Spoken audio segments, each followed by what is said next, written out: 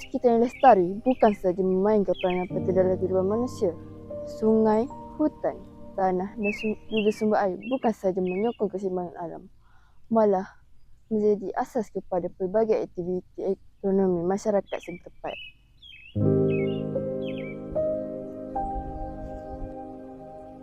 Namun, sejak kebelakangan ini, keadaan cuaca yang semakin panas dan tidak menentu mula mengubah segalanya. Perubahan ini menimbulkan pelbagai persoalan kepada penduduk kampung yang bergantung pada sumber alam untuk mencari rezeki.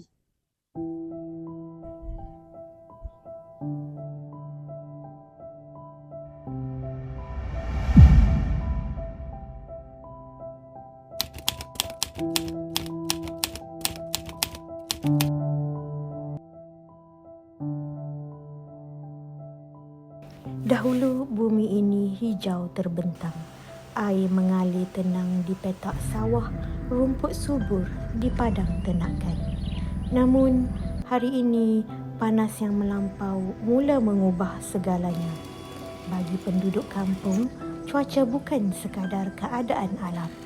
Ia menentukan rezeki, menentukan hasil dan menentukan masa depan.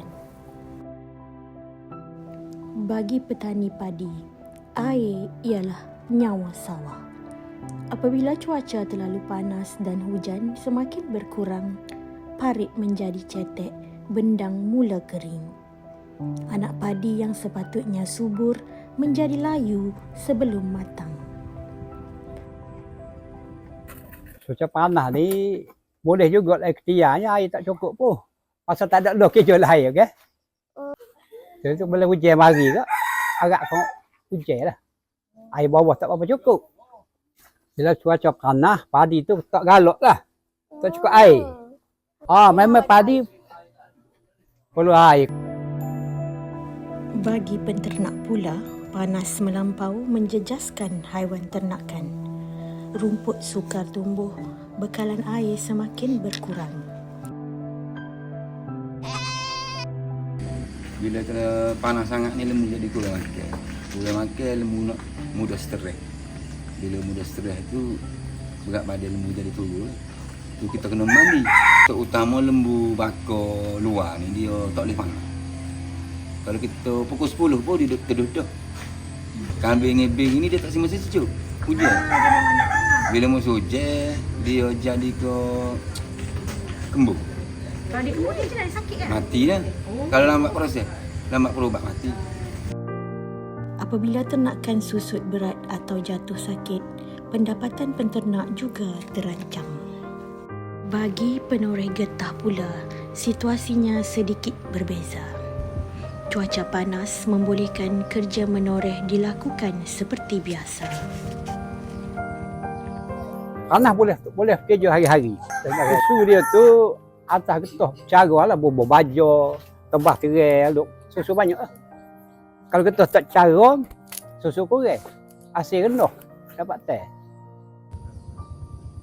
Sebagai rakyat Malaysia, kita semua berperanan dalam membantu mengurangkan kesan pemanasan global.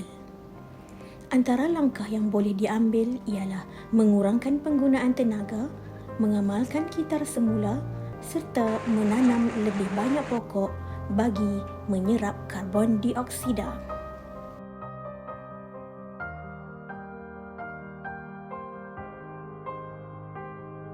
Apabila alam terus dipelihara, bukan sahaja bumi terus bernyawa, malah rezeki masyarakat akan terus mengalir sepanjang zaman.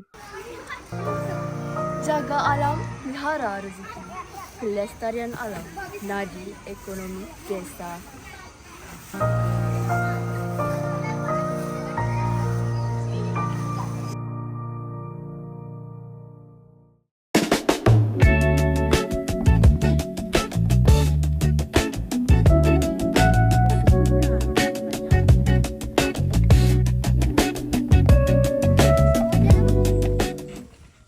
Tu. Ada lagi tanya lah.